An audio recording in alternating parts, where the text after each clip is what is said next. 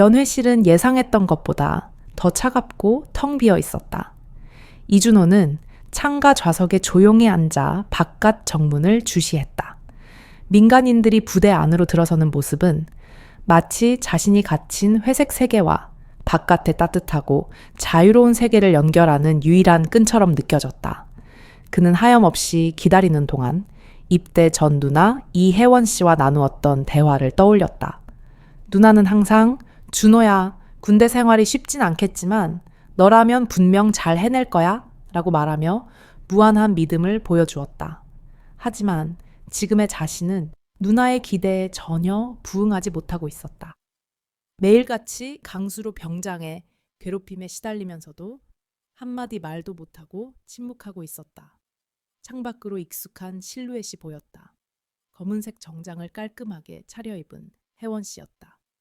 그녀의 고든 자세와 당당한 걸음걸이는 멀리서도 눈에 띄었다. 이준호는 속으로 몇 번이고 누나가 군인처럼 걷는다고 생각했었다. 그는 일어섰다가 다시 주저앉았다. 어떤 표정을 지어야 할지 알 수 없었다. 평소처럼 밝게 웃어야 할까? 아니면 솔직하게 이 힘든 심정을 보여주어야 할까? 마침내 문이 열리고 누나가 들어섰다. 이준호는 억지로 환한 미소를 만들었다. 누나, 왔어. 혜원 씨는 동생을 위아래로 한 번 훑어보더니 준호의 맞은편에 앉았다. 가방을 테이블 위에 내려놓고 준호를 똑바로 응시했다. 잘 지냈어? 그녀가 물었다. 네, 잘 지냈습니다. 준호가 대답했지만 목소리에는 힘이 없었다. 혜원 씨는 동생의 얼굴 표정을 세심하게 관찰했다. 준호는 누나의 시선을 피하며 테이블 위에 놓인 자신의 두 손을 내려다보았다. 훈련은 어때? 혜원 씨가 다시 물었다. 힘들지만 견딜만 해요. 준호는 애써 웃으며 말했다. 그것은 거짓말이었다. 훈련보다 더 힘든 것은 강수로 병장과 그 패거리들이었다. 하지만 그런 사실을 참아 입에 담을 수 없었다. 누나에게 걱정을 끼치고 싶지 않았다. 그때 혜원 씨가 손을 뻗어 준호의 손목을 잡았다. 준호는 깜짝 놀라 손을 빼려 했지만 누나는 놓아주지 않았다. 혜원 씨가 소매를 살짝 걷어 올리자 손목에는 선명한 검푸른 멍이 드러났다. 그것은 며칠 전 강 병장이 억지로 짓눌렀던 흔적이었다. 이거 뭐야? 혜원 씨의 목소리가 순식간에 차갑게 얼어붙었다. 훈련 중에 생긴 겁니다. 별거 아니에요. 준호는 급히 소매를 내렸다. 혜원 씨는 아무 말 없이 동생을 응시했다. 그 눈빛이 너무나도 날카로워 준호는 고개를 들 수 없었다. 무거운 침묵이 면회실을 감쌌다. 벽시계 소리만이 공간에 울려 퍼졌다. 바로 그때 바깥에서 시끄러운 소리가 들리더니 문이 거칠게 열렸다. 강수로 병장이 배민수 상병과 정석 이병을 포함한 2명의 동료와 함께 들어섰다. 면회 시간이 아닌데도 말이다. 누님이시네요. 강 병장이 희죽거리며 혜원 씨를 바라보았다. 혜원 씨는 고개를 돌려 강 병장을 보았다. 그녀는 표정 하나 변하지 않았다. 준호는 의자에서 벌떡 일어섰다가 다시 주저앉았다. 온몸이 긴장으로 굳어버렸다. 어느 분이시죠? 혜원 씨가 침착하게 물었다. 저는 준호와 같은 부대 소속인 강수로 병장입니다. 준호가 항상 누님 자랑을 그렇게 하더라고요.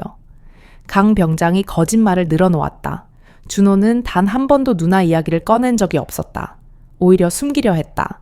하지만 강 병장은 어떻게든 그 사실을 알아내어 괴롭힘의 구실로 삼기 시작한 것이었다. 그러세요? 혜원 씨가 짧게 대답했다. 강 병장이 한 걸음 더 가까이 다가왔다.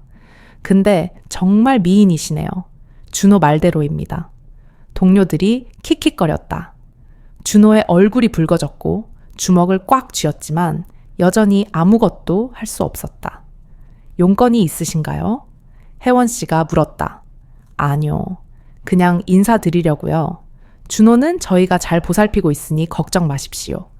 강 병장이 준호의 어깨를 툭 쳤다. 그 순간 준호가 움찔하는 것을 혜원 씨는 놓치지 않았다.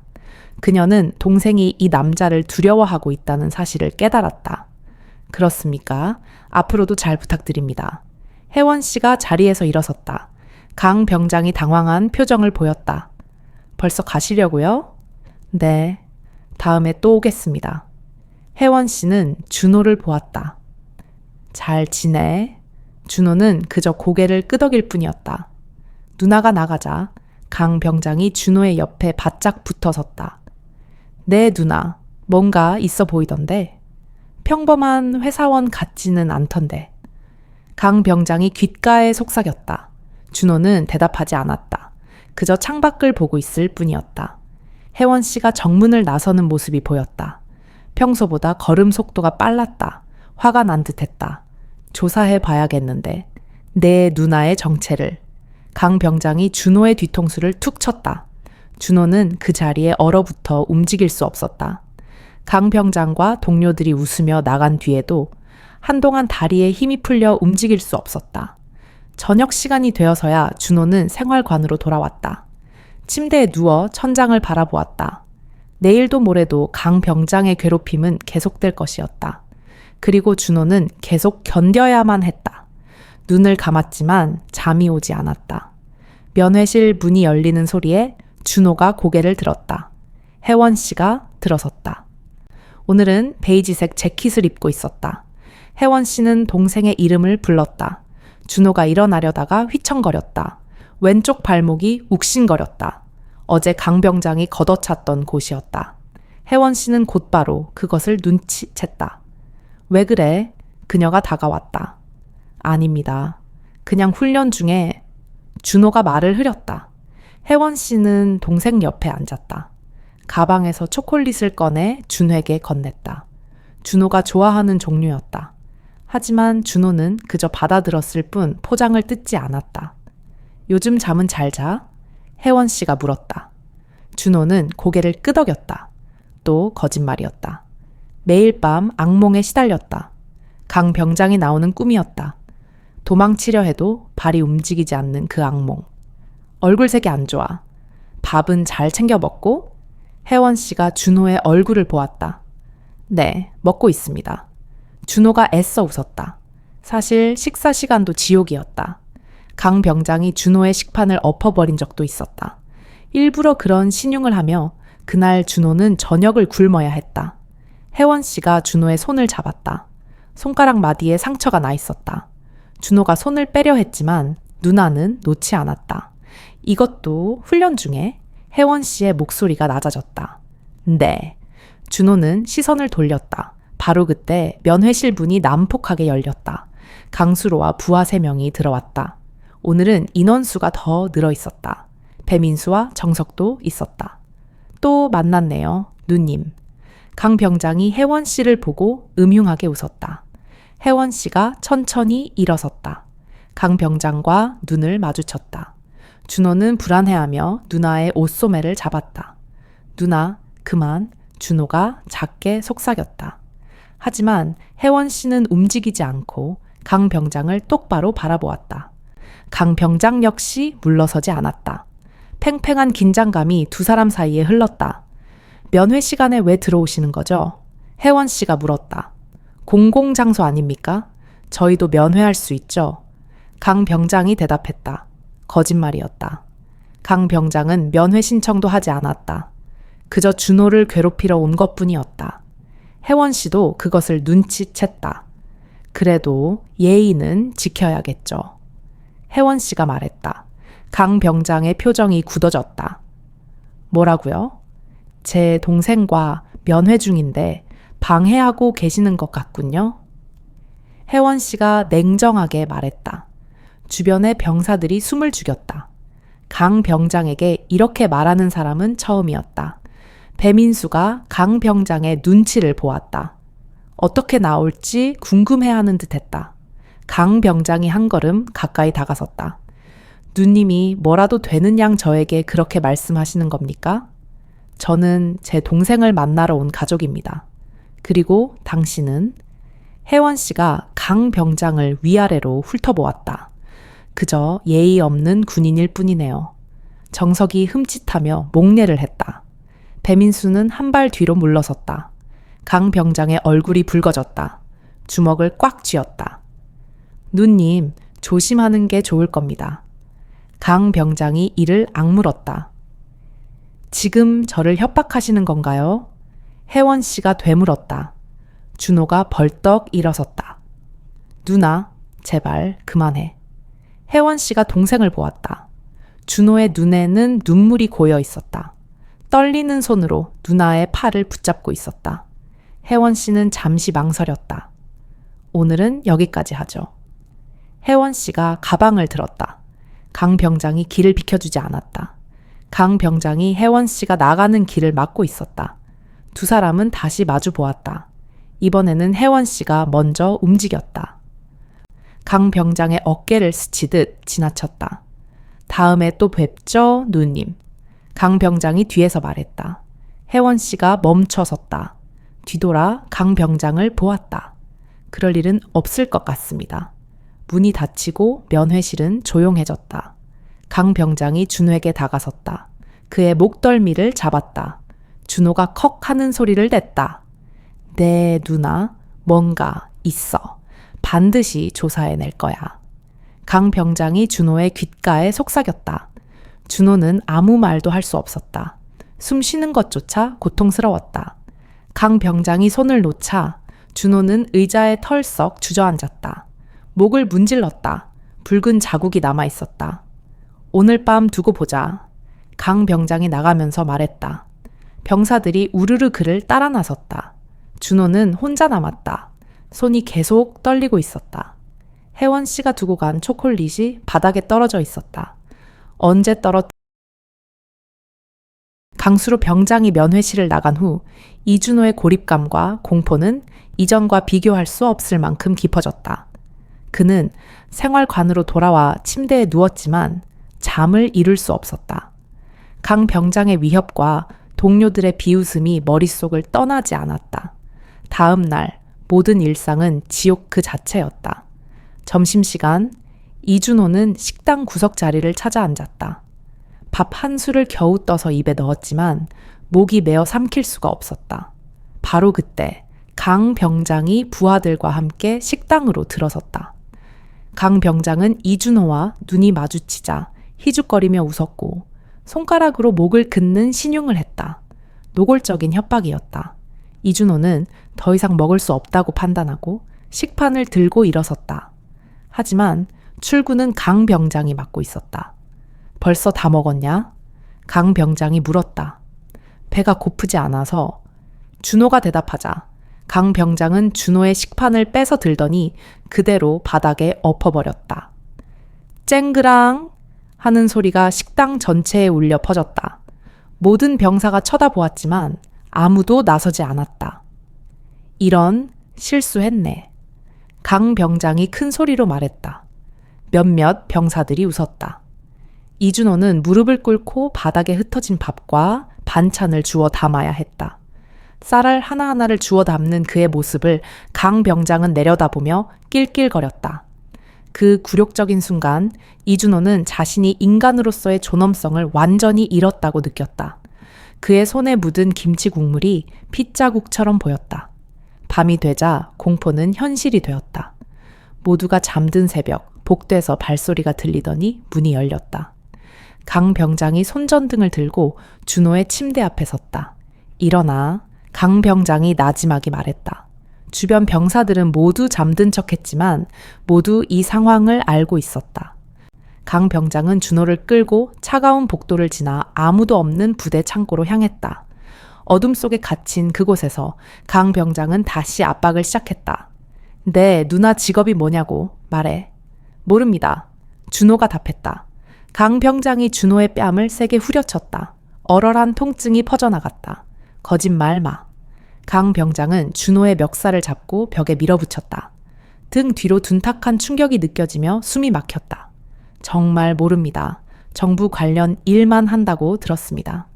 준호가 떨리는 목소리로 겨우 말했다. 좋아. 내일까지 알아와. 그렇지 않으면 강 병장은 주먹을 들어 보였다.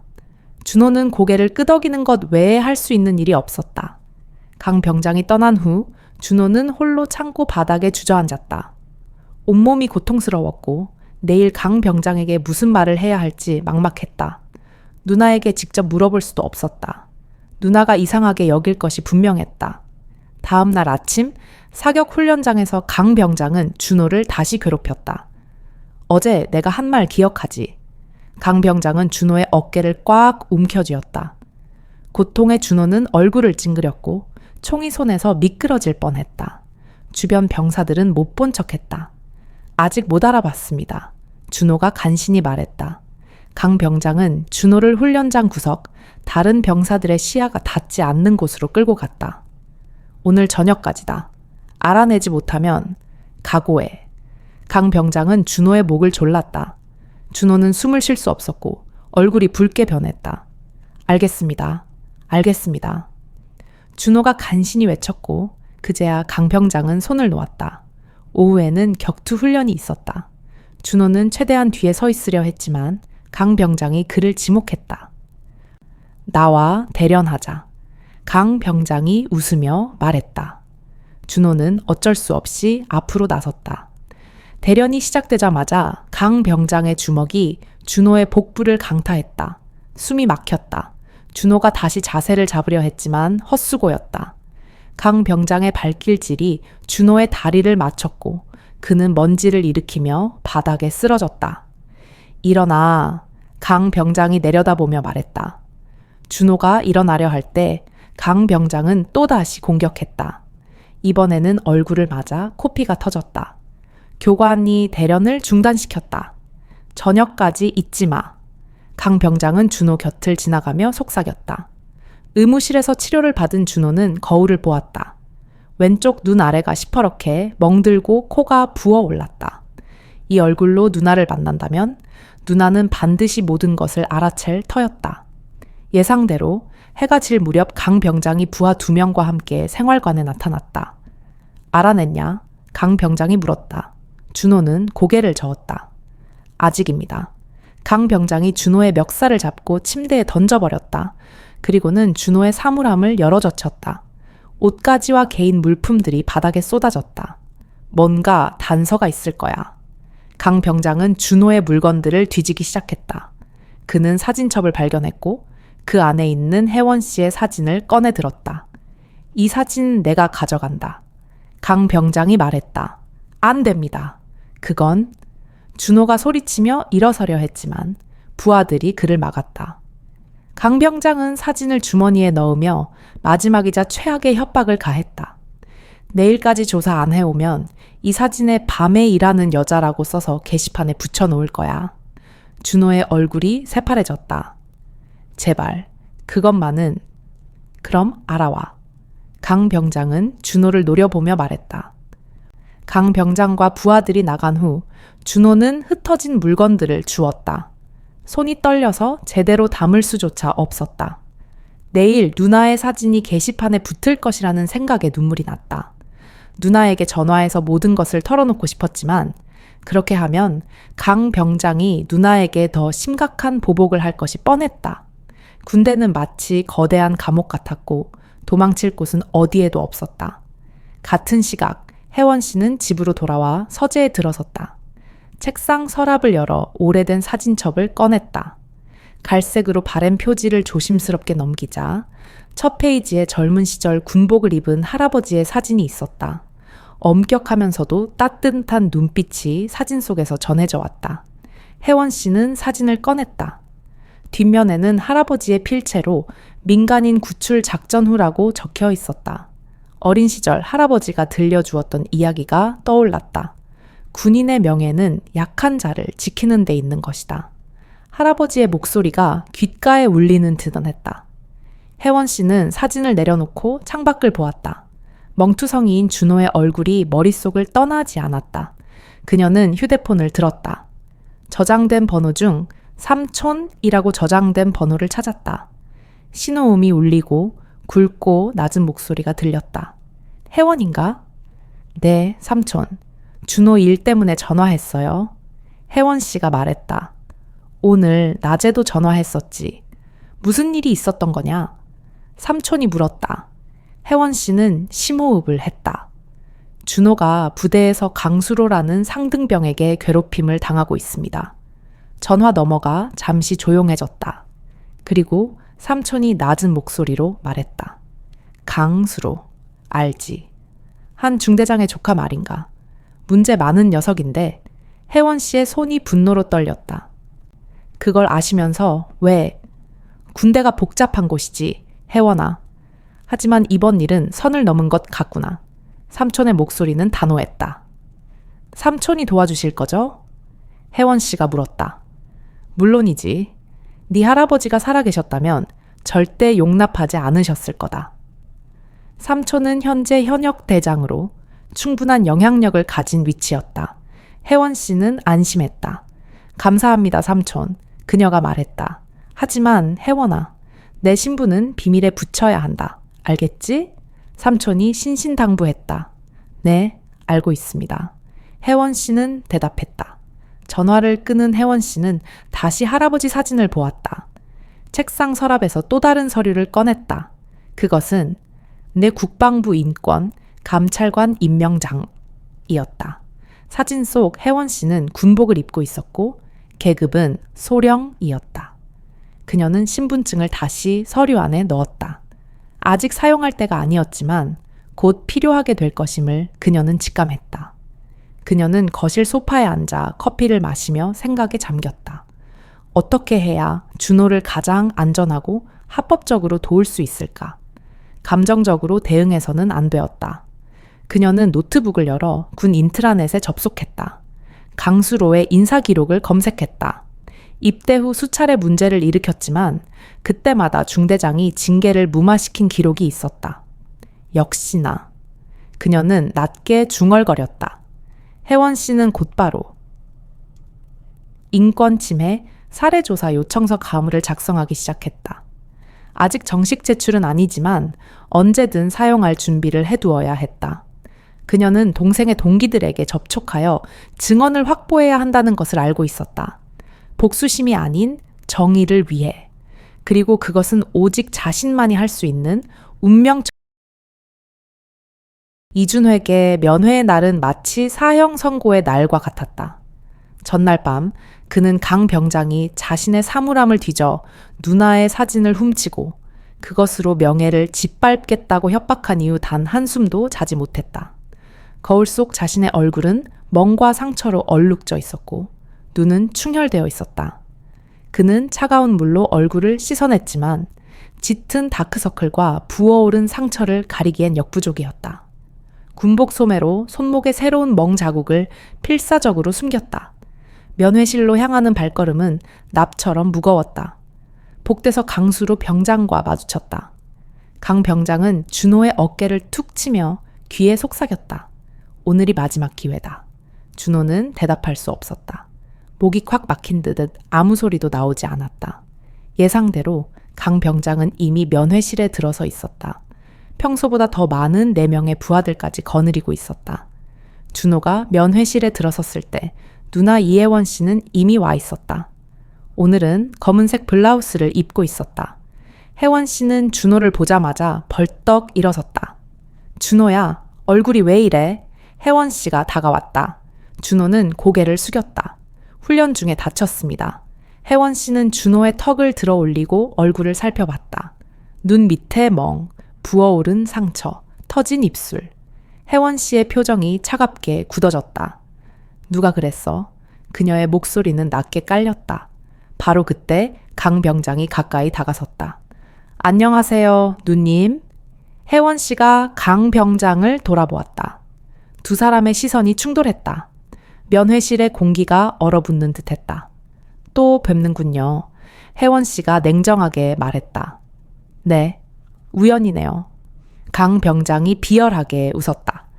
그런데 누님, 실례지만 직업이 무엇인지 물어봐도 되겠습니까? 준호가 누나의 소매를 잡았다. 누나. 하지만 혜원 씨는 움직이지 않고 강 병장을 똑바로 응시했다. 왜 그게 궁금한가요? 그녀가 되물었다. 준호가 누님 자랑을 그렇게 하는데 정확히 무얼 하시는지는 말을 안 하더라고요. 강 병장이 거짓말을 했다. 혜원 씨는 준호를 돌아보았다. 준호는 고개를 저었다. 단 한 번도 누나 이야기를 꺼낸 적이 없었다. 제 직업이 왜 그리 중요하죠? 혜원 씨가 물었다. 강 병장이 한 걸음 더 다가섰다. 그냥 궁금해서요. 평범한 회사원 같아 보이지 않아서요. 혜원 씨는 준호의 손목을 잡았다. 소매를 올리자 검푸른 멍과 노란 멍이 뒤섞여 나타났다. 며칠 전의 상처와 새로운 상처가 겹쳐 있었다. 이것도 훈련 중에? 혜원 씨가 준호에게 물었다. 준호는 손을 빼려 했지만 혜원 씨는 놓지 않았다. 강 병장과 부하들이 그들을 애워쌌다. 면회실의 다른 가족들은 불안한 눈빛으로 이 상황을 지켜보고 있었다. 혜원 씨는 천천히 일어섰다. 그녀는 강 병장보다 키는 작았지만 그 기백은 누구보다 강렬했다. 강 병장과 정면으로 마주섰다. 당신이 그랬나요? 그녀가 물었다. 무슨 말씀이신지. 강 병장이 시치미를 뗐다. 혜원 씨는 준호의 얼굴에 난 상처를 가리켰다. 이 상처 말입니다. 저는 모릅니다. 훈련은 원래 거칠지 않습니까? 강 병장이 어깨를 으쓱했다. 혜원 씨의 눈빛이 더욱 차갑게 변했다. 주변의 온도가 내려가는 듯했다. 강 병장의 부하들이 한 걸음 뒤로 물러섰다. 훈련이라? 혜원 씨가 읊조렸다. 준호가 누나의 팔을 붙잡으며 누나, 제발 그만해 라고 애원했다. 하지만 혜원 씨는 움직이지 않았다. 그녀는 가방에서 무언가를 꺼냈다. 강 병장은 긴장한 표정으로 지켜보았다. 뭘 하시는 겁니까? 강 병장이 물었다. 혜원 씨는 대답 없이 번호를 눌렀다. 전화벨이 울리고 누군가 전화를 받았다. 삼촌 혜원이에요. 혜원 씨가 말했다. 강 병장의 얼굴이 굳어졌다. 삼촌이라는 단어에 불안해하는 기색이 역력했다. 부하들도 서로 눈치를 보았다. 네, 지금 백호 부대 면회실에 와 있습니다. 준호 면회 왔는데 혜원 씨가 말을 이었다. 강 병장이 혜원 씨의 휴대폰을 빼앗으려 했지만 혜원 씨는 재빨리 피했다. 잠시만요. 혜원 씨가 전화를 끊었다. 누구에게 전화했습니까? 강 병장이 추궁했다. 혜원 씨는 강 병장을 바라보았다. 가족에게 했습니다. 문제 있나요? 강 병장이 주먹을 꽉 쥐었지만 면회실에는 다른 사람들이 있었기에 함부로 행동할 수 없었다. 준호에게 묻고 싶은 사적인 일이 있어서 왔습니다. 강 병장이 말을 돌렸다. 어떤 일이죠? 혜원 씨가 물었다. 사적인 일입니다. 강 병장이 대답했다. 혜원 씨는 준호와 강 병장을 번갈아 보더니 준호 옆에 앉았다. 제 동생과 어떤 사적인 일이 있다는 건가요? 혜원 씨가 물었다. 강 병장이 준호를 노려보았다. 준호는 떨리는 손을 무릎 위에 올려놓았다. 말하고 싶었지만 입이 열리지 않았다. 준호가 저한테 돈을 빌렸습니다. 강 병장이 거짓말을 했다. 돈을요? 혜원 씨가 준호를 보았다. 준호는 고개를 저었다. 아닙니다. 그런 거 없습니다. 거짓말 마! 강 병장의 목소리를 높였다. 면회실의 다른 가족들이 모두 쳐다보았고 어린아이 하나가 겁을 먹고 울기 시작했다. 혜원 씨가 다시 일어섰다. 증거가 있습니까? 강 병장이 당황했다. 증거도 없이 제 동생을 거짓말쟁이로 모는 겁니까? 혜원 씨의 목소리는 단호했다. 강 병장의 부하가 병장님 그만하시죠? 라고 속삭였다. 하지만 강 병장은 물러서지 않았다. 주머니에서 준호의 가족 사진을 꺼냈다. 이거 준호가 준 겁니다. 빚 대신에. 강 병장이 사진을 흔들었다. 준호가 벌떡 일어섰다. 거짓말입니다. 그거 제 사물함에서 훔쳐간 거 아닙니까? 증거 있냐? 강 병장이 비웃었다. 혜원 씨가 손을 뻗어 사진을 빼앗으려 했지만 강 병장이 피했다. 혜원 씨의 표정이 더욱 차가워졌다. 돌려주세요. 그녀가 말했다. 싫은데요. 강 병장이 도발했다. 그 순간 혜원 씨가 재빨리 움직였다. 강 병장이 반응하기도 전에 혜원 씨는 사진을 낚아챘다. 특수부대 출신다운 민첩함이었다. 강 병장이 깜짝 놀랐다. 뭐야? 혜원 씨는 사진을 준호에게 건네주었다. 그리고 다시 강 병장과 마주섰다. 다시 한번 제 동생에게 손대면 혜원 씨가 말을 멈췄다. 어쩔 건데요. 강 병장이 맞섰다. 혜원 씨는 조용히 웃었다. 차가운 미소였다. 직접 확인하게 되실 겁니다. 강 병장의 부하들이 불안해했다. 혜원 씨의 분위기가 예사롭지 않았다. 군인 같은 자세, 날카로운 눈빛, 흔들림 없는 태도. 누님이 도대체 누구야? 강 병장이 그렇게 말하려 할 때 면회실 문이 열렸다. 헌병 2명이 들어왔다. 모두가 놀라서 쳐다보았다. 강수로 병장. 헌병이 강 병장을 불렀다. 예, 강 병장이 당황했다. 한 대위님께서 찾으십니다. 당장 오라고 하셨습니다. 헌병이 전했다. 강 병장이 혜원 씨를 의심스럽게 보았다. 혜원 씨는 표정 하나 변하지 않았다. 알았다. 강 병장은 부하들과 함께 나갔고 헌병들도 따라 나섰다. 면회실이 조용해졌다. 준호는 안도의 한숨을 쉬었다. 누나, 어떻게? 준호가 물으려 했다. 혜원 씨가 준호의 손을 잡았다. 나중에 이야기하자. 일단 치료부터 받아야지. 혜원 씨가 가방에서 연고를 꺼내 준호의 얼굴에 조심스럽게 발라주었다. 준호야, 솔직하게 말해줘. 그 사람이 그랬지? 혜원 씨가 물었다. 준호는 더 이상 숨길 수 없었다. 고개를 끄덕였다. 언제부터? 혜원 씨가 물었다. 1달 전부터요. 준호가 작은 목소리로 말했다. 혜원 씨의 손이 멈췄다. 1달이나 지났다는 사실에 충격을 받은 듯했다. 왜 말 안 했어? 혜원 씨가 준호를 바라보았다. 누나 걱정시키고 싶지 않아서요. 준호가 대답했다. 혜원 씨는 준호를 꽉 안아주었다. 미안해. 진작 알아챘어야 했는데. 혜원 씨가 속삭였다. 누나 잘못 아니에요. 준호가 고개를 저었다. 혜원 씨는 준호를 놓아주고 일어섰다. 오늘은 이만할게. 또 올게. 누나, 강 병장 조심해요. 준호가 걱정스럽게 말했다. 혜원 씨가 미소 지었다. 이번에는 따뜻한 미소였다. 걱정 마. 누나가 전부 해결해 줄게. 혜원 씨가 나간 후 준호는 잠시 면회실에 앉아 있었다. 누나가 무언가 계획을 가지고 있다는 것은 알았지만 그것이 무엇인지는 알 수 없었다. 하지만 이제 더 이상 혼자가 아니라는 사실에 그는 처음으로 이 지옥 같은 군 생활에 희망의 빛이 스미는 것을 느꼈다. 혜원 씨는 차가운 복도를 걸어 나갔다. 그녀의 머릿속에는 오직 하나, 정의를 구현하고 동생을 구하겠다는 결의만이 가득 차 있었다. 그녀의 손에는 동생의 멍 자국과 할아버지의 명예를 지키겠다는 무거운 이준회에게 면회의 날은 마치 사형 선고의 날과 같았다.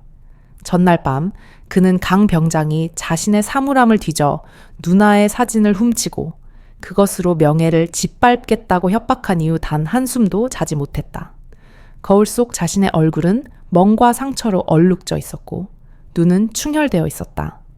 그는 차가운 물로 얼굴을 씻어냈지만 짙은 다크서클과 부어오른 상처를 가리기엔 역부족이었다. 군복 소매로 손목의 새로운 멍 자국을 필사적으로 숨겼다. 면회실로 향하는 발걸음은 납처럼 무거웠다. 복대서 강수로 병장과 마주쳤다. 강 병장은 준호의 어깨를 툭 치며 귀에 속삭였다. 오늘이 마지막 기회다. 준호는 대답할 수 없었다. 목이 콱 막힌 듯 아무 소리도 나오지 않았다. 예상대로 강 병장은 이미 면회실에 들어서 있었다. 평소보다 더 많은 4명의 부하들까지 거느리고 있었다. 준호가 면회실에 들어섰을 때 누나 이혜원 씨는 이미 와 있었다. 오늘은 검은색 블라우스를 입고 있었다. 혜원 씨는 준호를 보자마자 벌떡 일어섰다. 준호야, 얼굴이 왜 이래? 혜원 씨가 다가왔다. 준호는 고개를 숙였다. 훈련 중에 다쳤습니다. 혜원 씨는 준호의 턱을 들어 올리고 얼굴을 살펴봤다. 눈 밑에 멍, 부어오른 상처, 터진 입술. 혜원 씨의 표정이 차갑게 굳어졌다. 누가 그랬어? 그녀의 목소리는 낮게 깔렸다. 바로 그때 강 병장이 가까이 다가섰다. 안녕하세요, 누님. 혜원 씨가 강 병장을 돌아보았다. 두 사람의 시선이 충돌했다. 면회실의 공기가 얼어붙는 듯했다. 또 뵙는군요. 혜원 씨가 냉정하게 말했다. 네, 우연이네요. 강 병장이 비열하게 웃었다. 그런데 누님, 실례지만 직업이 무엇인지 물어봐도 되겠습니까? 준호가 누나의 소매를 잡았다. 누나. 하지만 혜원 씨는 움직이지 않고 강 병장을 똑바로 응시했다. 왜 그게 궁금한가요? 그녀가 되물었다. 준호가 누님 자랑을 그렇게 하는데 정확히 무얼 하시는지는 말을 안 하더라고요. 강 병장이 거짓말을 했다. 혜원 씨는 준호를 돌아보았다. 준호는 고개를 저었다. 단 한 번도 누나 이야기를 꺼낸 적이 없었다. 제 직업이 왜 그리 중요하죠? 혜원 씨가 물었다. 강 병장이 한 걸음 더 다가섰다. 그냥 궁금해서요. 평범한 회사원 같아 보이지 않아서요.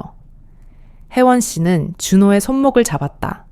소매를 올리자 검푸른 멍과 노란 멍이 뒤섞여 나타났다. 며칠 전의 상처와 새로운 상처가 겹쳐 있었다. 이것도 훈련 중에? 혜원 씨가 준호에게 물었다. 준호는 손을 빼려 했지만 혜원 씨는 놓지 않았다. 강 병장과 부하들이 그들을 애워쌌다. 면회실의 다른 가족들은 불안한 눈빛으로 이 상황을 지켜보고 있었다. 혜원 씨는 천천히 일어섰다. 그녀는 강 병장보다 키는 작았지만 그 기백은 누구보다 강렬했다. 강 병장과 정면으로 마주섰다. 당신이 그랬나요? 그녀가 물었다. 무슨 말씀이신지. 강 병장이 시치미를 뗐다. 혜원 씨는 준호의 얼굴에 난 상처를 가리켰다. 이 상처 말입니다. 저는 모릅니다. 훈련은 원래 거칠지 않습니까? 강 병장이 어깨를 으쓱했다. 혜원 씨의 눈빛이 더욱 차갑게 변했다. 주변의 온도가 내려가는 듯했다. 강 병장의 부하들이 한 걸음 뒤로 물러섰다. 훈련이라 혜원 씨가 읊조렸다. 준호가 누나의 팔을 붙잡으며 누나, 제발 그만해 라고 애원했다. 하지만 혜원 씨는 움직이지 않았다. 그녀는 가방에서 무언가를 꺼냈다. 강 병장은 긴장한 표정으로 지켜보았다. 뭘 하시는 겁니까? 강 병장이 물었다. 혜원 씨는 대답 없이 번호를 눌렀다. 전화벨이 울리고 누군가 전화를 받았다. 삼촌 혜원이에요. 혜원 씨가 말했다. 강 병장의 얼굴이 굳어졌다. 삼촌이라는 단어에 불안해하는 기색이 역력했다. 부하들도 서로 눈치를 보았다. 네, 지금 백호 부대 면회실에 와 있습니다. 준호 면회 왔는데 혜원 씨가 말을 이었다. 강 병장이 혜원 씨의 휴대폰을 빼앗으려 했지만 혜원 씨는 재빨리 피했다. 잠시만요. 혜원 씨가 전화를 끊었다. 누구에게 전화했습니까? 강 병장이 추궁했다. 혜원 씨는 강 병장을 바라보았다. 가족에게 했습니다. 문제 있나요? 강 병장이 주먹을 꽉 쥐었지만 면회실에는 다른 사람들이 있었기에 함부로 행동할 수 없었다. 준호에게 묻고 싶은 사적인 일이 있어서 왔습니다. 강 병장이 말을 돌렸다. 어떤 일이죠? 혜원 씨가 물었다. 사적인 일입니다. 강 병장이 대답했다. 혜원 씨는 준호와 강 병장을 번갈아 보더니 준호 옆에 앉았다. 제 동생과 어떤 사적인 일이 있다는 건가요? 혜원 씨가 물었다. 강 병장이 준호를 노려보았다. 준호는 떨리는 손을 무릎 위에 올려놓았다. 말하고 싶었지만 입이 열리지 않았다. 준호가 저한테 돈을 빌렸습니다. 강 병장이 거짓말을 했다. 돈을요? 혜원 씨가 준호를 보았다. 준호는 고개를 저었다. 아닙니다. 그런 거 없습니다. 거짓말 마! 강 병장의 목소리를 높였다. 면회실의 다른 가족들이 모두 쳐다보았고 어린아이 하나가 겁을 먹고 울기 시작했다. 혜원 씨가 다시 일어섰다. 증거가 있습니까? 강 병장이 당황했다. 증거도 없이 제 동생을 거짓말쟁이로 모는 겁니까? 혜원 씨의 목소리는 단호했다. 강 병장의 부하가 병장님 그만하시죠? 라고 속삭였다. 하지만 강 병장은 물러서지 않았다. 주머니에서 준호의 가족 사진을 꺼냈다. 이거 준호가 준 겁니다. 빚 대신에. 강 병장이 사진을 흔들었다. 준호가 벌떡 일어섰다. 거짓말입니다. 그거 제 사물함에서 훔쳐간 거 아닙니까? 증거 있냐? 강 병장이 비웃었다. 혜원 씨가 손을 뻗어 사진을 빼앗으려 했지만 강 병장이 피했다. 혜원 씨의 표정이 더욱 차가워졌다. 돌려주세요. 그녀가 말했다. 싫은데요. 강 병장이 도발했다. 그 순간 혜원 씨가 재빨리 움직였다. 강 병장이 반응하기도 전에 혜원 씨는 사진을 낚아챘다. 특수부대 출신다운 민첩함이었다. 강 병장이 깜짝 놀랐다. 뭐야? 혜원 씨는 사진을 준호에게 건네주었다. 그리고 다시 강 병장과 마주섰다. 다시 한번 제 동생에게 손대면 혜원 씨가 말을 멈췄다. 어쩔 건데요? 강 병장이 맞섰다. 혜원 씨는 조용히 웃었다. 차가운 미소였다. 직접 확인하게 되실 겁니다. 강 병장의 부하들이 불안해했다. 혜원 씨의 분위기가 예사롭지 않았다. 군인 같은 자세, 날카로운 눈빛, 흔들림 없는 태도. 누님이 도대체 누구야? 강 병장이 그렇게 말하려 할 때 면회실 문이 열렸다. 헌병 2명이 들어왔다. 모두가 놀라서 쳐다보았다. 강수로 병장. 헌병이 강 병장을 불렀다. 예, 강 병장이 당황했다. 한 대위님께서 찾으십니다. 당장 오라고 하셨습니다. 헌병이 전했다. 강 병장이 혜원 씨를 의심스럽게 보았다. 혜원 씨는 표정 하나 변하지 않았다. 알았다. 강 병장은 부하들과 함께 나갔고 헌병들도 따라 나섰다. 면회실이 조용해졌다. 준호는 안도의 한숨을 쉬었다. 누나, 어떻게? 준호가 물으려 했다. 혜원 씨가 준호의 손을 잡았다. 나중에 이야기하자. 일단 치료부터 받아야지. 혜원 씨가 가방에서 연고를 꺼내 준호의 얼굴에 조심스럽게 발라주었다. 준호야, 솔직하게 말해줘. 그 사람이 그랬지? 혜원 씨가 물었다. 준호는 더 이상 숨길 수 없었다. 고개를 끄덕였다. 언제부터? 혜원 씨가 물었다. 1달 전부터요. 준호가 작은 목소리로 말했다. 혜원 씨의 손이 멈췄다. 1달이나 지났다는 사실에 충격을 받은 듯했다. 왜 말 안 했어? 혜원 씨가 준호를 바라보았다. 누나 걱정시키고 싶지 않아서요. 준호가 대답했다. 혜원 씨는 준호를 꽉 안아주었다. 미안해. 진작 알아챘어야 했는데. 혜원 씨가 속삭였다. 누나 잘못 아니에요. 준호가 고개를 저었다. 혜원 씨는 준호를 놓아주고 일어섰다. 오늘은 이만할게. 또 올게. 누나, 강 병장 조심해요. 준호가 걱정스럽게 말했다. 혜원 씨가 미소 지었다. 이번에는 따뜻한 미소였다. 걱정 마. 누나가 전부 해결해 줄게. 혜원 씨가 나간 후 준호는 잠시 면회실에 앉아 있었다. 누나가 무언가 계획을 가지고 있다는 것은 알았지만 그것이 무엇인지는 알 수 없었다. 하지만 이제 더 이상 혼자가 아니라는 사실에 그는 처음으로 이 지옥 같은 군 생활에 희망의 빛이 스미는 것을 느꼈다. 혜원 씨는 차가운 복도를 걸어 나갔다. 그녀의 머릿속에는 오직 하나, 정의를 구현하고 동생을 구하겠다는 결의만이 가득 차 있었다. 그녀의 손에는 동생의 멍 자국과 할아버지의 명예를 지키겠다는 무거운 강수로 병장은 얼굴이 새파랗게 질린 채 헌병들의 안내를 받아 면회실을 나섰다. 방금 전까지 그를 둘러싸고 있던 오만함과 위협은 온데간데 없었고 남은 것은 패닉과 당황뿐이었다. 그는 한 대위의 이름을 되뇌려 했지만 이미 자신을 지키던 방패가 무너졌음을 직감했다. 강 병장의 부하들은 그 충격적인 신분증의 정체를 눈으로 확인한 후 더 이상 상사의 눈치를 볼 필요도 없이 쥐새끼처럼 조용히 면회실을 빠져나갔다. 그들이 남긴 것은 혼란과 침묵이었다. 강 병장이 사라진 면회실에 고요가 내려앉았을 때 예상치 못한 소리가 터져 나왔다. 짝, 짝, 짝. 면회실 구석에서 다른 병사들의 가족들이 박수를 치기 시작한 것이다. 한 어머니가 혜원 씨에게 다가와 눈물을 글썽이며 말했다. 잘하셨어요.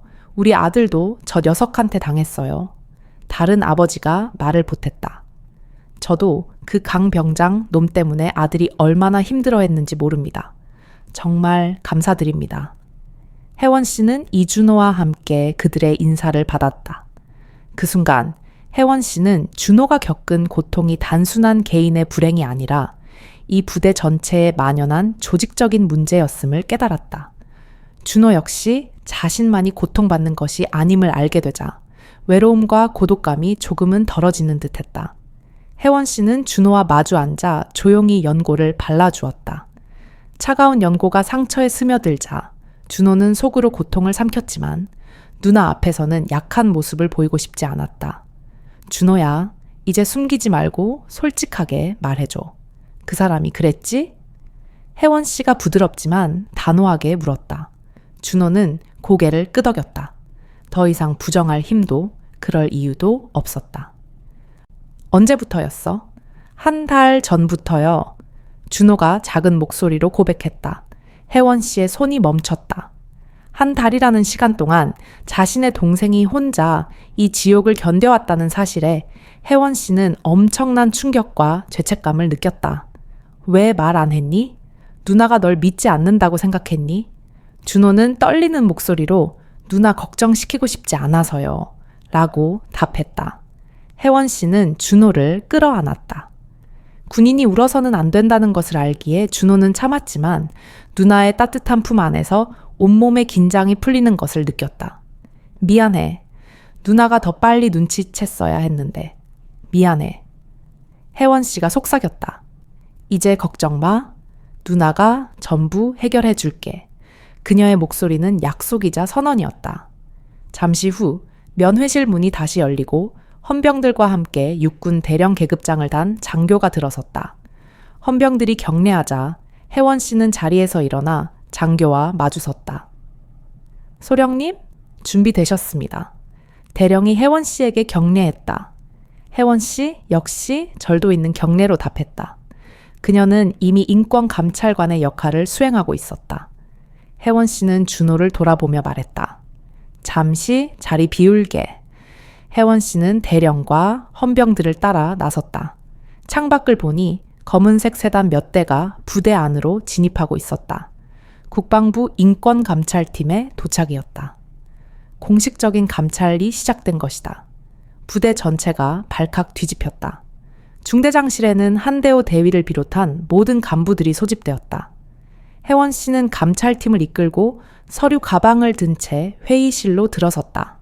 한 대위의 얼굴은 돌처럼 굳어 있었다. 정식 감찰 명령서입니다. 혜원 씨가 서류를 제출했다. 대대장이 서류를 확인한 후 고개를 끄덕였다. 협조하겠습니다. 혜원 씨는 팀원들에게 지시했다.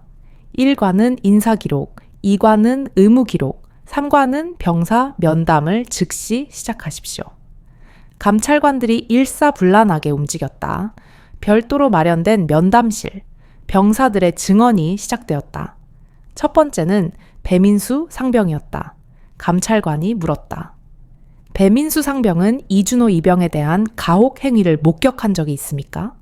배 상병은 잠시 망설였다. 강 병장의 그림자가 여전히 무서웠다. 하지만 혜원 씨의 단호한 눈빛과 준호의 멍든 얼굴이 떠올랐다. 그는 결심한 듯 입을 열었다. 예, 있습니다. 배 상병이 대답했다. 구체적으로 설명해 주십시오. 감찰관이 기록할 준비를 했다.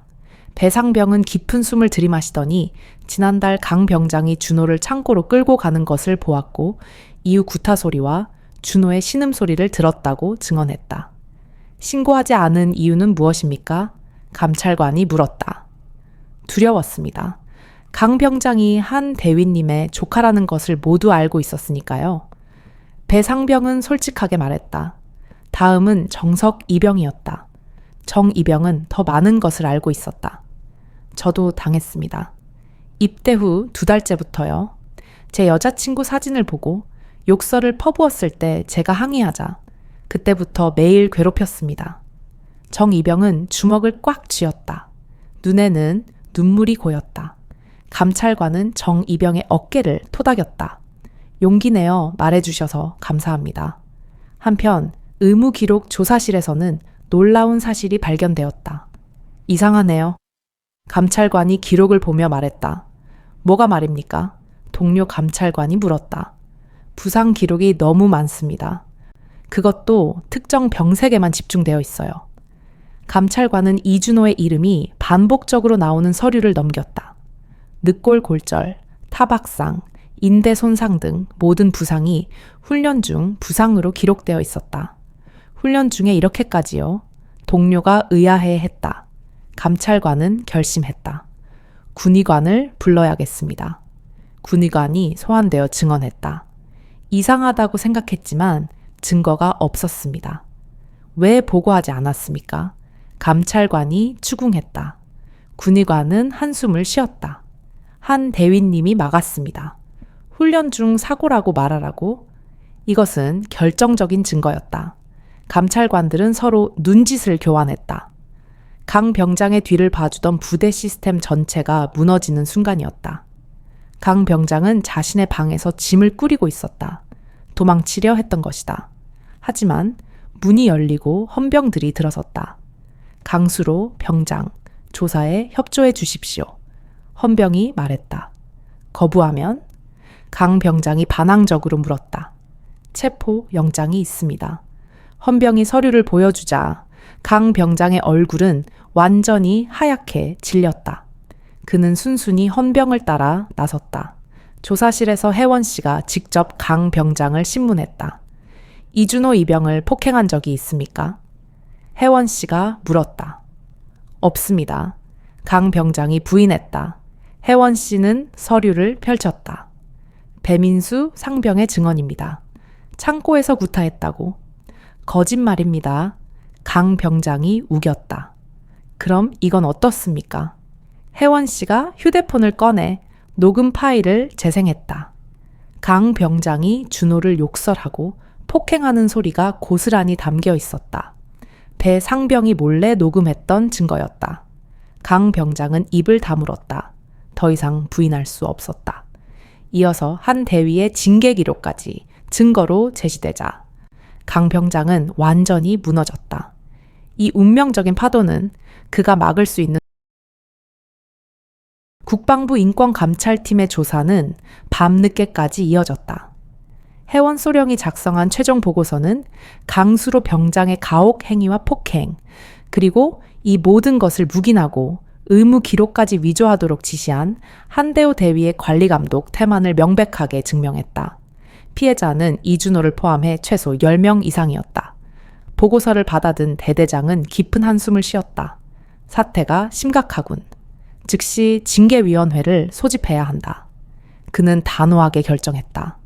강 병장을 보호했던 모든 시스템이 이제 그의 죄를 증명하는 증거로 되돌아왔다. 다음 날 아침 대한민국은 충격에 빠졌다. NHK 아침 뉴스의 헤드라인이 백호 부대를 장식했기 때문이었다. 텔레비전 아나운서는 심각한 표정으로 육군 부대 내 조직적 괴롭힘 실태 확인이라고 보도했다. 화면에는 우르르 몰려든 기자들로 가득 찬 부대 정문이 비쳤다. 피해자는 최소 10명, 가해자는 상등병 1명과 그를 비호한 중대장이었다고 기자는 보도했다. 생활관에서 뉴스를 지켜보던 병사들은 술렁거렸다. 우리 부대가 뉴스에 나오다니. 배민수 상병이 놀라 말했다. TV 화면이 국방부 대변인으로 바뀌었다. 대변인은 고개를 숙여 국민에게 사과하며 재발 방지 대책을 마련하겠다고 약속했다. SNS는 즉시 들끓었다. 나도 자대에서 똑같은 일을 겪었다. 10년 전 내 이야기 같다. 이제라도 밝혀져서 다행이다. 등 피해자들의 증언이 물밀듯 쏟아져 나왔다. 이 사건은 순식간에 전국적인 이슈가 되었고 국회에서도 문제가 제기되었다. 야당 의원은 국방부 장관, 이런 일이 얼마나 더 있습니까? 라고 질타했다. 국방부 장관은 단상에 서서 전수조사를 지시하고 가해자는 엄중히 처벌하겠다고 약속했다. 신문들은 일제히 군대의 어두운 비밀, 용기 있는 고발 등의 제목으로 이 사건을 보도했다. 백호 부대는 완전히 뒤집혔다. 상급 부대의 대령들이 연이어 도착하여 비상회의가 열렸다. 언론 대응을 어떻게 해야 합니까? 참모가 물었다. 대대장은 단호했다. 솔직히 인정하고 사과해야 한다. 이미지보다 중요한 것이 있다. 강수로 병장은 이미 영창에 갇힌 채 TV 뉴스를 보고 있었다. 자신의 이름이 반복해서 나오는 것을 보며 그는 중얼거렸다. 끝났다. 변호사가 찾아왔다. 강 병장님, 재판 준비를 해야 합니다. 변호가 되겠습니까? 강 병장이 물었다. 변호사는 고개를 저었다.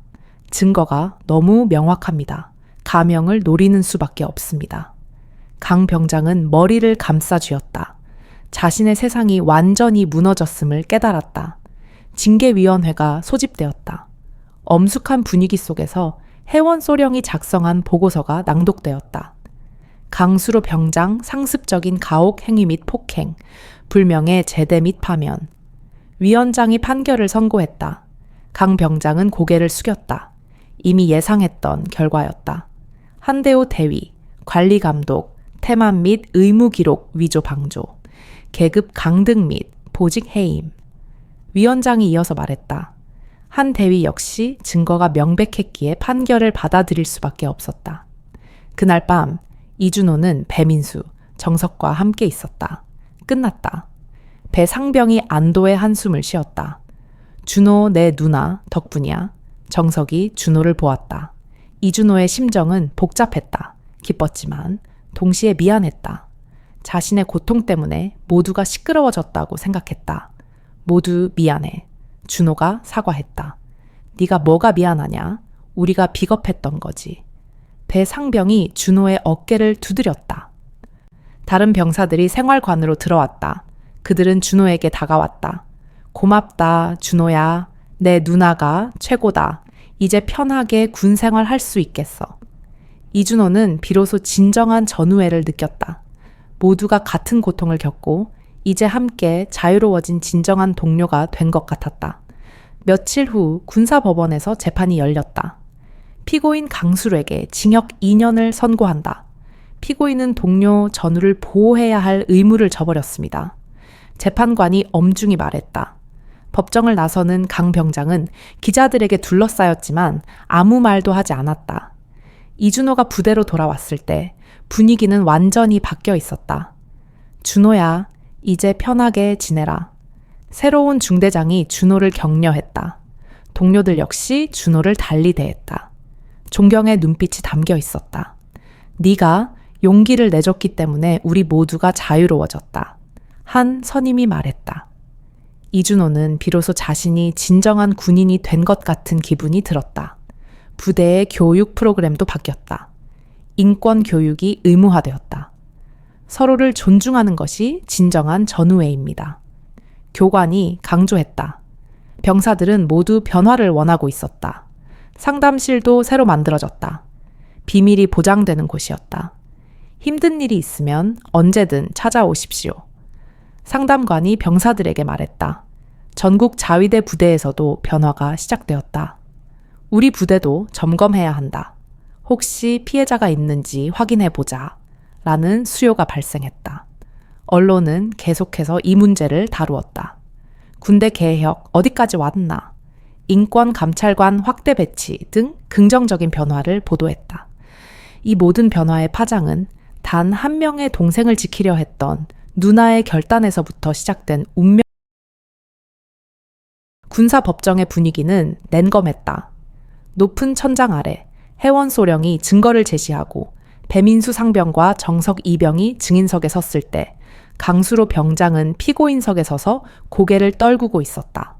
그는 더 이상 거만했던 백호 부대의 실세가 아니었다. 징계위원회와 언론의 파도가 휩쓸고 간 후 그는 완전히 고립된 한 명의 범죄자일 뿐이었다. 재판이 진행되는 내내 강 병장이 이준호와 다른 병사들에게 가했던 폭행과 모욕의 디테일들이 낱낱이 공개되었다. 의무 기록 위조를 지시한 한대호 대위의 역할까지도 명확히 밝혀졌다. 모든 증거 앞에서 강 병장의 변호인은 더 이상 방어할 여지가 없었다. 그가 의도적으로 한 병사를 괴롭히고 지위를 이용해 공포 분위기를 조성했으며 심지어 이를 은폐하려 했다는 사실은 명백했다. 마침내 판결이 선고되었다. 재판관, 피고인 강수로에게 징역 2년을 선고한다. 피고인은 동료 전우를 보호해야 할 의무를 저버렸으며 군대라는 조직의 근간을 해쳤다. 그의 죄질은 매우 불량하다. 강 병장은 선고를 듣고 미동도 하지 않았다. 2년이라는 형량은 그가 훔쳤던 사진과 협박 그리고 폭행으로 점철된 그의 짧은 군 생활에 대한 냉정한 심판이었다. 법정을 나서는 그의 모습은 기자들의 카메라 플래시 세례에 휩싸였지만 그는 아무 말도 하지 않았다. 그의 침묵은 패배를 인정하는 비참한 고백과 같았다. 며칠 뒤 징계위원회에서도 한대호 대위에 대한 판결이 확정되었다. 관리감독 태만과 의무기록 위조방조는 군 간부에게 있어서는 치명적인 죄목이었다. 그는 결국 계급 강등 및 보직 해이마이라는 중징계를 피할 수 없었다. 삼촌의 몰락은 곧 강수로의 영원한 몰락을 의미했다. 시스템은 강자를 비호했지만 결국 해원소령의 결단과 증거들 앞에서 스스로 무너졌다. 이준호는 이 모든 과정을 멀리서 지켜보았다. 법정에는 가지 않았지만 매일 생활관에서 뉴스를 통해 파장을 확인했다. 강 병장의 몰락은 그에게 기쁨이라기보다는 복잡하고 미묘한 감정을 안겨주었다. 자신의 고통이 마침내 정의를 실현했지만 그 여파로 온 나라가 들썩였고 한 사람의 인생이 무너지는 것을 보았기 때문이었다. 하지만 부대 내의 분위기는 준호를 완전히 다른 사람으로 대했다. 그가 생활관으로 돌아왔을 때 새로운 중대장이 준호를 격려했다. 이준호 병사, 이제 편하게 지내라. 동료들은 준호를 존경의 눈빛으로 바라보았다. 네가 용기를 내줬기 때문에 우리 모두가 자유로워졌다. 한 선임이 말했다. 준호는 비로소 자신이 이 부대에서 진정한 전우로 인정받았다는 기분을 느꼈다. 그동안 강 병장이 만들어냈던 공포와 침묵의 문화가 사라진 자리에 건강한 동료애가 피어나기 시작했다. 이 사건을 계기로 부대 전체의 시스템이 변화하기 시작했다. 국방부의 전수조사 지침에 따라 인권교육이 의무화되었고 교관들은 서로를 존중하는 것이 진정한 전우애다 라고 강조했다. 병사들은 이제 두려움 없이 상담실을 찾았다. 이준호가 겪었던 고통이 역설적으로 부대 전체의 자정작용을 불러일으킨 촉매제가 된 것이다. 전국 각지의 군부대에서도 인권 문제에 대한 점검이 시작되었다는 뉴스가 이어졌다.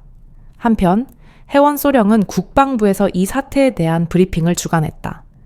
고위 간부들이 모인 자리에서 그녀는 냉철하게 이번 사건의 구조적 문제점을 지적했다. 첫째, 연고주의. 둘째, 내부 통보체계 부재. 셋째, 관리감독의 태만. 해원소령은 문제점뿐만 아니라 해결책까지 제시했다.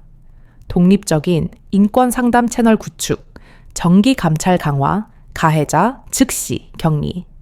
그녀의 제안은 논리적이고 설득력이 있었고 고위 간부들은 고개를 끄덕였다.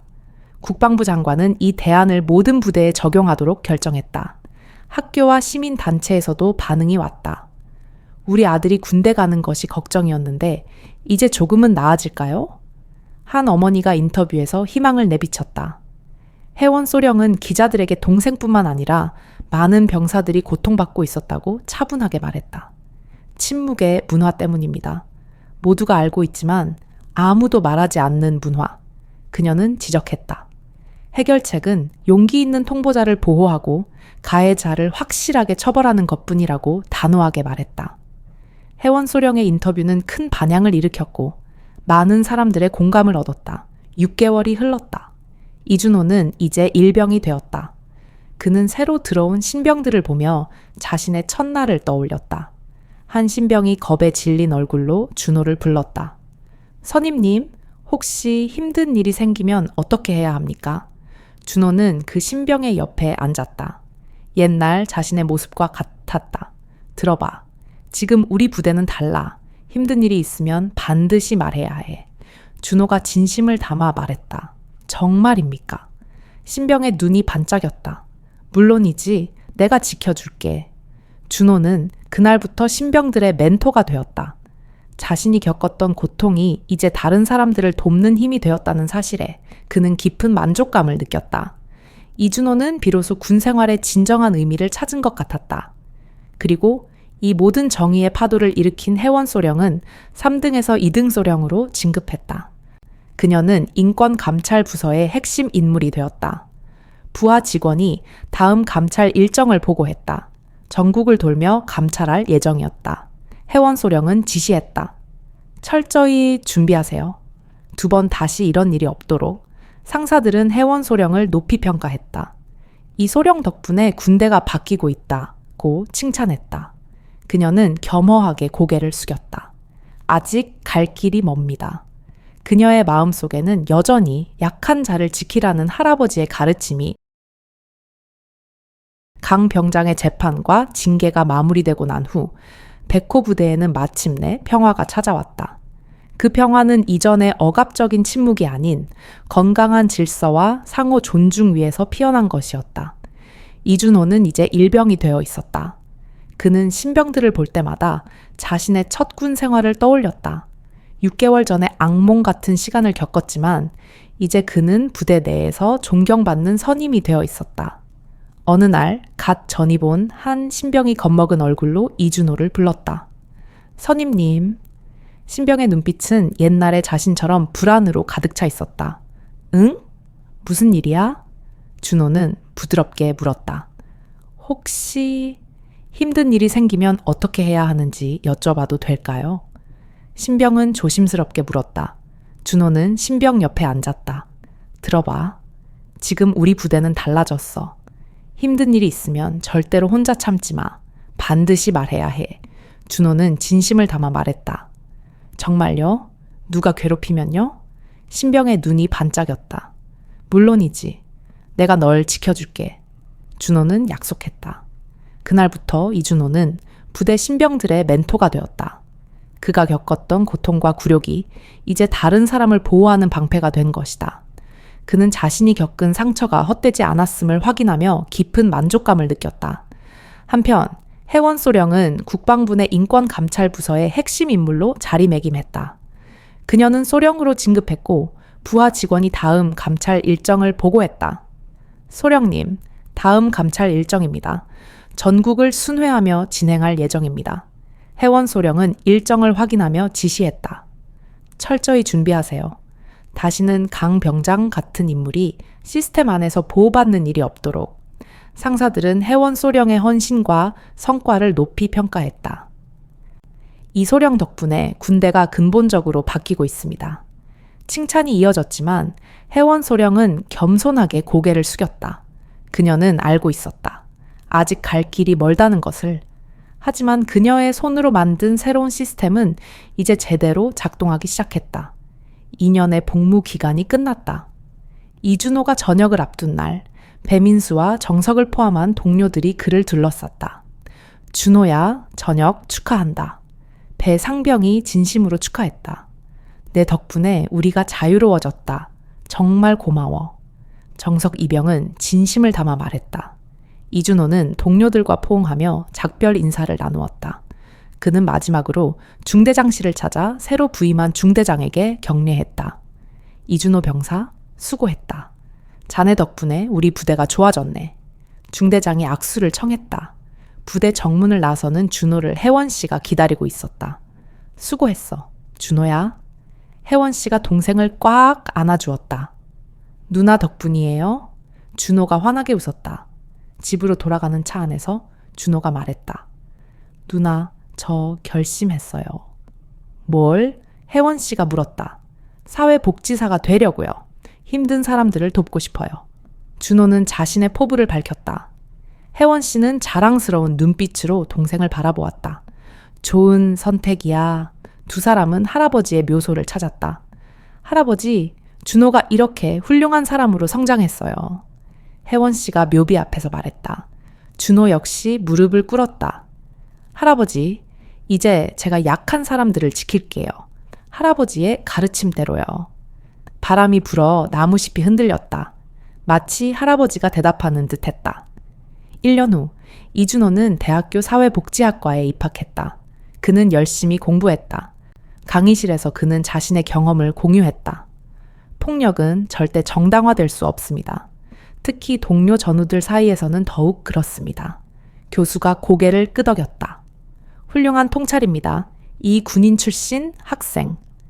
해원 소령은 계속해서 감찰관으로 일했고 2등 소령에서 1등 소령으로 진급했다. 국방부 장관이 직접 그녀를 불렀다.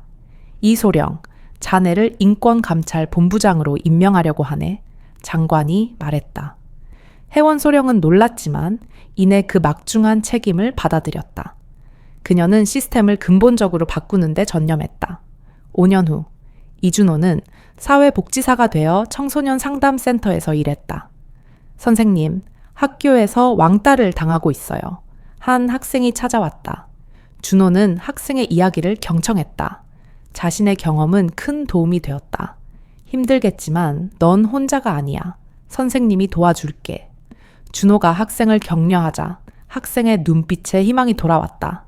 자신이 받은 상처가 타인을 치유하는 약이 되었을 때 준호는 진정한 보람을 느꼈다. 혜원 씨는 퇴임을 앞두고 있었다. 소령님, 덕분에 군대가 바뀌었습니다. 진정한 군인의 모습이 무엇인지 보여주셨습니다. 부하들이 감사 인사를 전했다. 그녀는 준호와 함께 다시 할아버지의 묘소를 찾았다. 할아버지, 저희 약속을 지켰어요. 혜원 씨가 말했다. 약한 사람들을 지키고 정의를 실현했어요. 준호가 말을 이었다. 해가 지고 있었다. 석양이 두 사람을 비췄다. 길고 힘들었던 싸움은 끝났지만 그들이 만들어낸 변화는 계속 이어지고 있었다. 이준호는 힘든 사람들을 돕는 사회복지사로, 이혜원 소령은 군대 내 인권을 바로 세운 개혁가로, 그들의 운명은 서로 얽히고 설켜 세상을 조금 더 나은 곳으로 만들었다. 그들의 삶은 약한 자를 지켜야 한다는 할아버지의 가르침을 실현한